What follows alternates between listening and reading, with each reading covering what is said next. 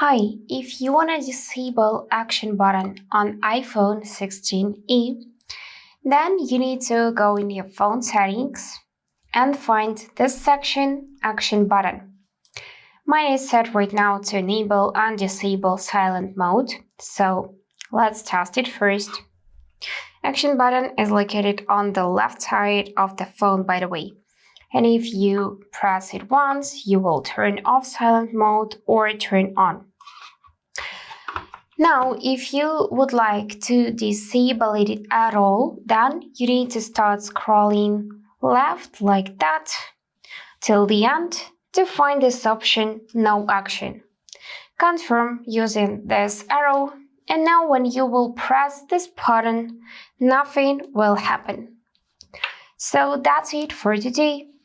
If this video was helpful, please subscribe, like and comment. And I wish you all the best. Bye bye.